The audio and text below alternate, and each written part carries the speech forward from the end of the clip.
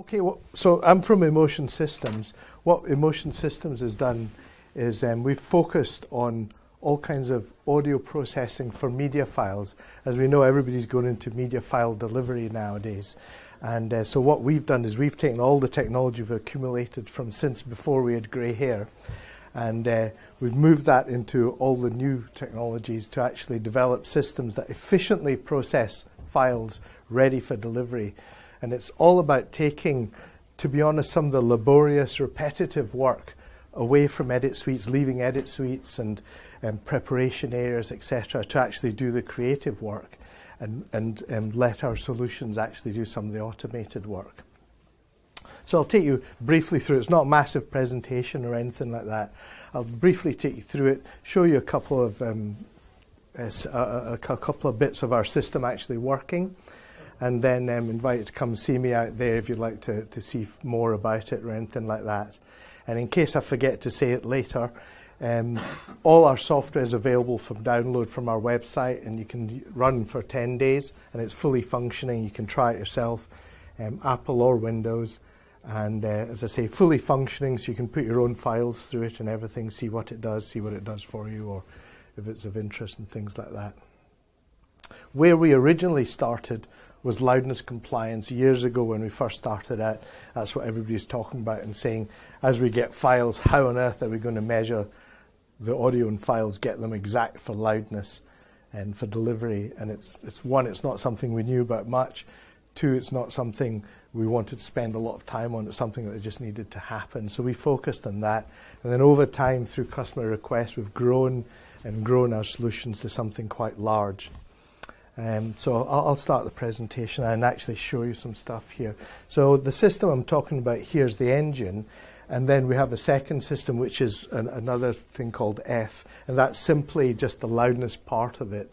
So many customers just use our loudness solution, and we have customers all over the world who use this solution. And then we also have the engine, which is a huge list of different functions, and people can pick and choose what they require for their own workflows. So why do we do all this? Well, our philosophy, the whole thing was we wanted to save money and time, because to unpick a file, create it, to actually fix things, to put things back could take a long time. And as well as we wanted to save the time and effort and make it efficient. We want it to be easy to use, and I hope when you look at the solution, you find that it is easy to use. We wanted to be able to automate the solution. So, for example, you can run it manually, you can run it with all different ways, but with customers, like the one customer in Paris for Canal Plus, they process about 2,500 hours of content every month through our system. And we've got one in Netherlands that's about to start processing around about 10,000 hours a month. So going through the whole system and processing it and doing it that. And clearly, at that level of content, you must automate. There's no way else to do it, really. As I said, our system's cross-platform. We have, you can see it's on an Apple Mac here. It's readily available for Windows as well. We do special builds for Linux as well for some people who do that. Netherlands was a Linux build, and that's what we do. So what is it we do? Well, we're not QC, because what we do is we actually take files. We do a bit of QC in that we fix loudness compliance and we measure that and fix that. But actually the whole thing is that we take the files apart, we do things through audio and put it back together.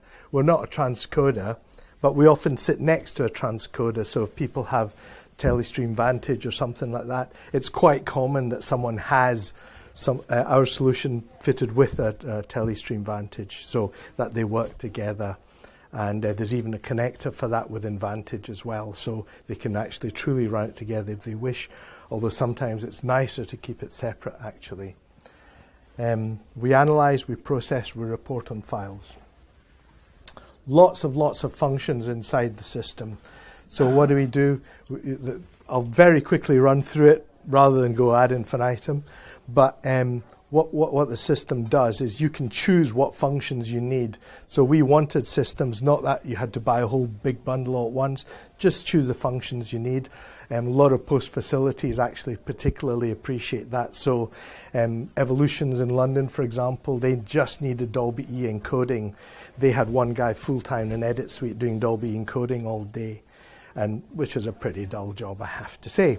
So instead of that, uses watch folders, drops the files in automatically, just unattended computer, he just gets the files out at the end of the day. So it does that very easily. So you can pick and choose. There's examine, which tells you what's in a file. There's loudness compliance.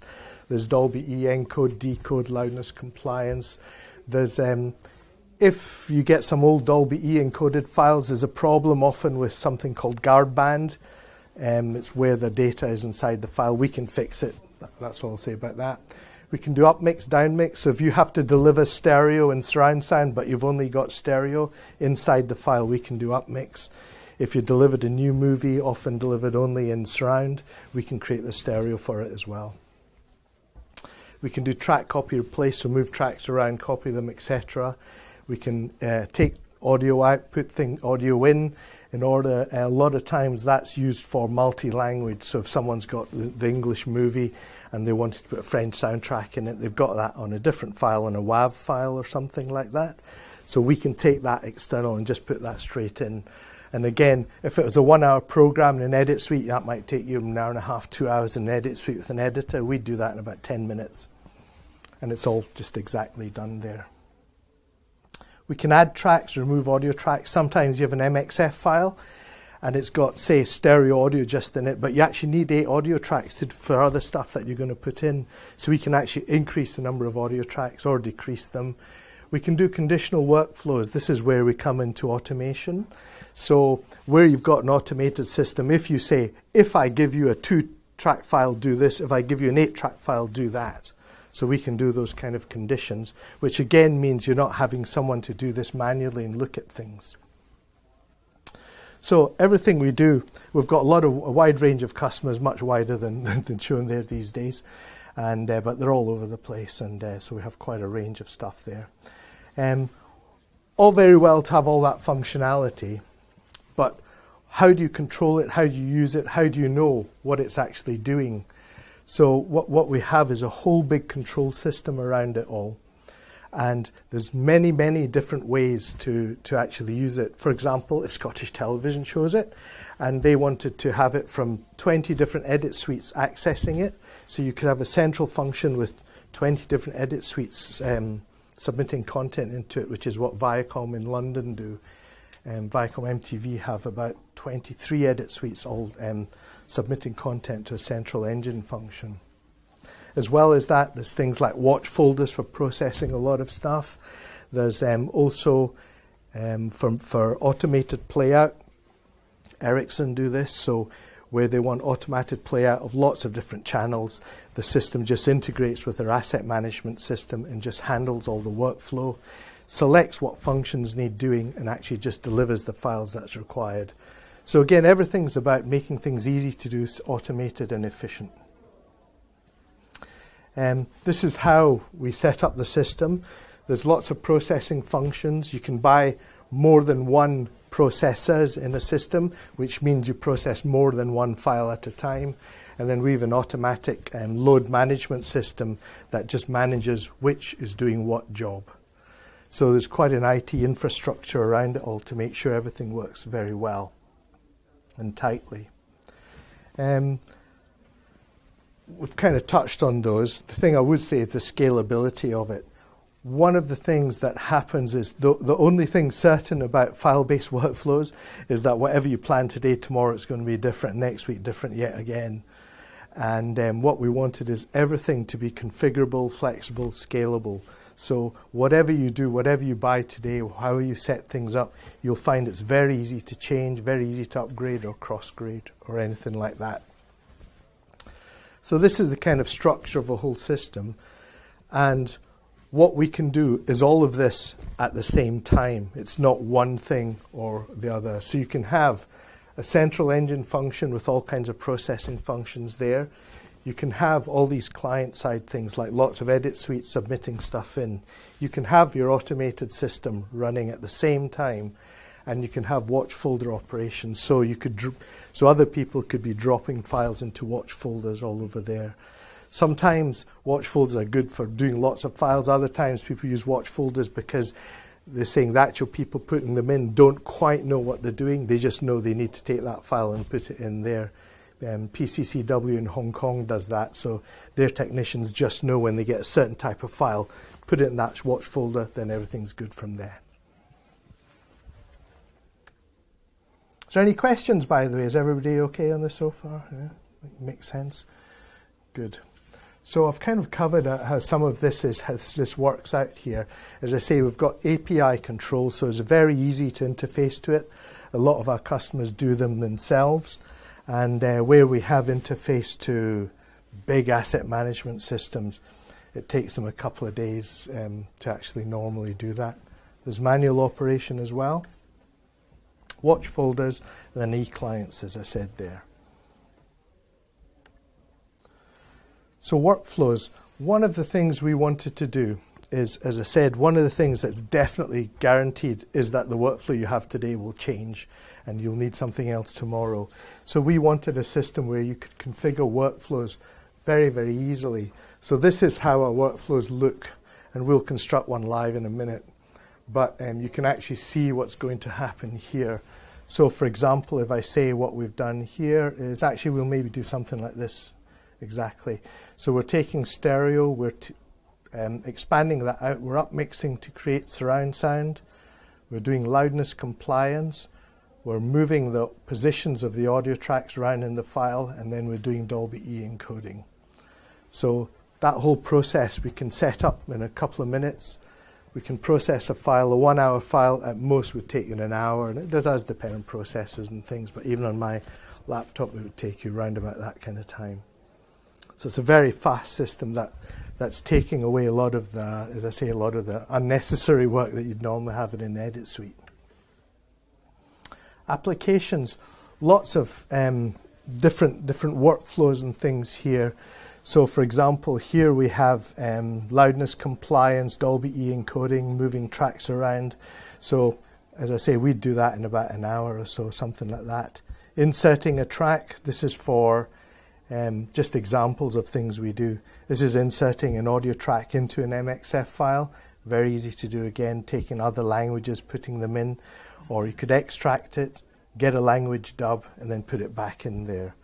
So nicely contained functions. And that actual extraction and put back in, you could actually have done that just straight from the audio suite directly. So you're reducing interactions to actually do all that. You don't need edit suites to do this. And then there's loudness compliance itself, which we do quite accurately, and I'll show you that as well. More different workflows that we have here. But I think rather than go on about presentations, I'll show you the actual system working. So first let's go to F. So F is our loudness compliance application.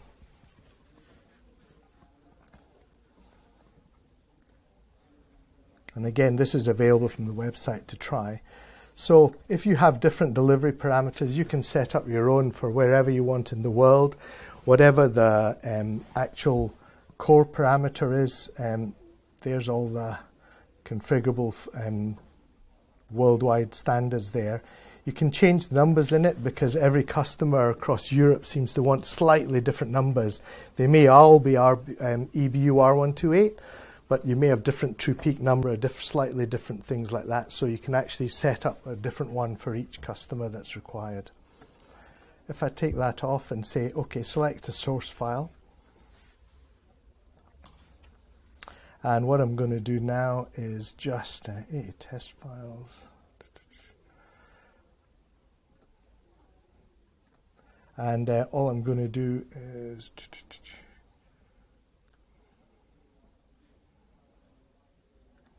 okay, so here we've got a file to check. So what we're going to do now is just measure this file. This is just a mono WAV file, and our target is -23. Right, so it's just measured a mono WAV file. That was a 6-minute long file. So we've just measured it here. Down on the bottom right, you can see our system's actually said, okay, this is measuring, red's bad, green's good. So it's measured at -22, so that's failed. And there's some true peak errors here as well. If I detach that, you can actually see where the errors are in the actual file. You can see the true peak errors here, and you can see the measurements of the actual loudness. But what I'll do is I'll just take a quick snapshot of that. And then what I'll do is I'll just fix it. And what I'll do is to fix it, you just say process, but I'm going to say after you've processed it, load the corrected file so that we're going to remeasure. So that's it, processed it already, it's fixed the file, and now we're just remeasuring it. Okay, so that's us taking that file apart, we've measured it, we've fixed it, it's now at -23 and the true peaks are correct. But a very important part of this is here, is that, so it's before and after, and we can see the loudness is correct on the right hand side, it's absolutely correct, but in terms of the two waveforms there's no difference on them at all. So what we're doing is we're delivering exact loudness compliance without altering the actual creative mix whatsoever. The other thing we do, very useful, is we can create reports as well. So if I say create a report there, you see those have just appeared there. And if I open the PDF, you can actually see that's the report that we've created about that file that we've just measured and corrected. So if you're correcting and sending a file on, you can actually send that with the file and say this is corrected. If you're doing loads of files, you can build up an XML package, a folder full of different reports, etc. So whenever you're delivering files, you can actually prove that you've done the work there.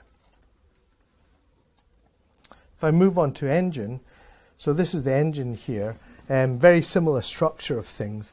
And as I say, what we'll do is I'll just show you how we can actually set up quite a complex workflow in the system.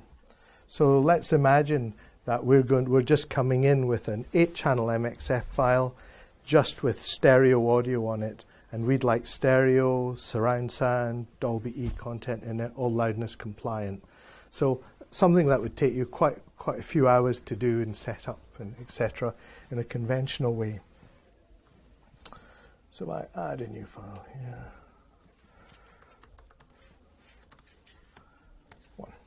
Okay, and say add a new sequence. So this is us setting up a whole new workflow. So say coming in is 8 channels. First thing I'll do is say let's do an upmix. And there's our system there, taking the stereo, creating surround sound. And I'm going to put the surround sound on channels 3 to 8 there. So I'll save that. So now we've created our stereo and surround sound. The next thing we'll do probably is do loudness compliance on them. So I'll take the stereo, go to one of the presets that I've had in the system, stereo 5.1, add that, save that. So now we've done loudness compliance as a stereo mix and as a surround sound mix there. So we've created that. Now what I need to do is just remap the tracks to the correct positions. So I'll take the stereo on 1 and 2 and move that to 7 and 8. And I'll take the surround sound, or the 5.1 that I had on 3 to 8, and move that to 1 to 6, because this now starts to comply with the way Dolby lays out the Dolby E information. And the next thing I'll do is Dolby encode. And it's 5.1 plus stereo. And I'm going to encode it and put that into channels 3 and 4. So you can see we've actually created now a Dolby E packet there. Two tracks of Dolby E with surround sound and stereo inside them. And the final thing I'll do is, let's do channel map and mute again. And actually the stereo that I'd moved to 7 and 8, I'm just going to move back to 1 and 2. And 3 and 4 was okay, that was the Dolby. 5 and 6 I'm going to mute. 7 and 8 I'm going to mute because we don't want anything on those tracks there. And if I preview that, that is that workflow. So it's a very complex workflow. As I say, that would take quite a time to do in Suite. So here we are taking a stereo, we've created surround sound, we've taken a stereo and surround sound and loudness compliance them, so we've measured and corrected them. We've moved the position of the audio tracks around. We've then taken all of that, put that into a Dolby E, and we're going to deliver stereo, which is loudness compliant, and a Dolby E containing the stereo and the surround sound in Dolby E, again loudness compliant.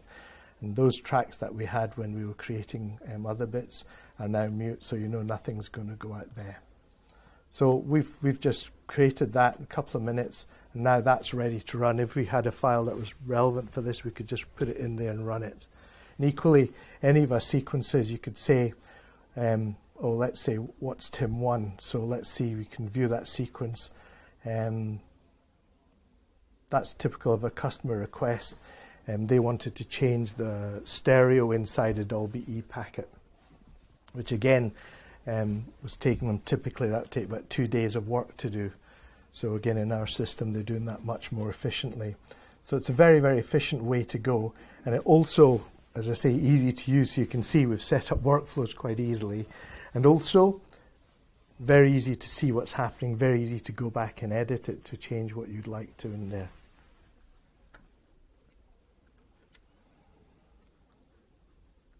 So our whole thing at Emotion Systems, as I say, is to make tools that are practical. A lot of this functionalities come out directly from customer requests, things that they practically need to do every day.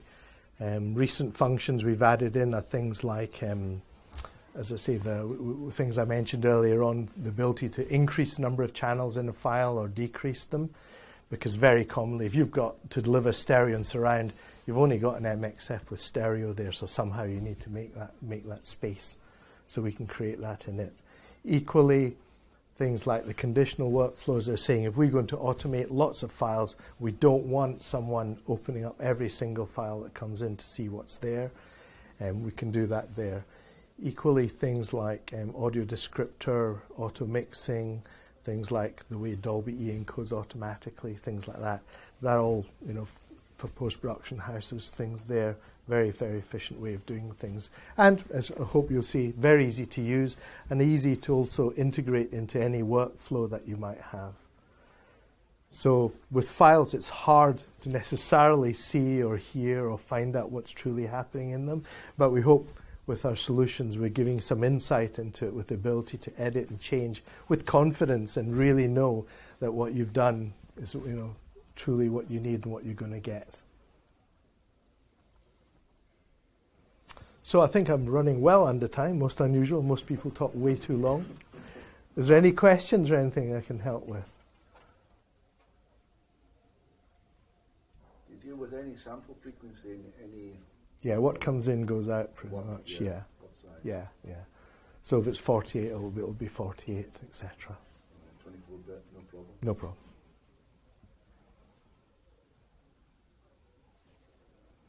And from your point of view, and also your own personal audio interests, what a lot of people use our systems for as well is taking audio out of MXF files to do stuff to them and then putting them back in after they finish them.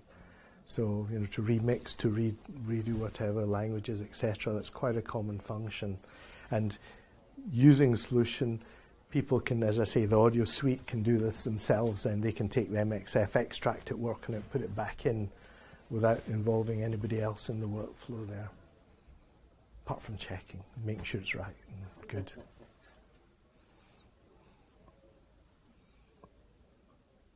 Any other questions or anything? Where can I buy one? No, I'd say Emotions-Systems. I've got my card. I'll be around all afternoon. Do get the card. If you'd like to try it, I'd urge you to have a go, download it free of charge, and we won't hound you or anything like that. Just have a go at the software, see what it does and what it can do. Not everybody needs it all today. Just if you understand and say next time you have a requirement, you say, oh, I know how we could solve that solution. And it's very easy to get up and running quickly.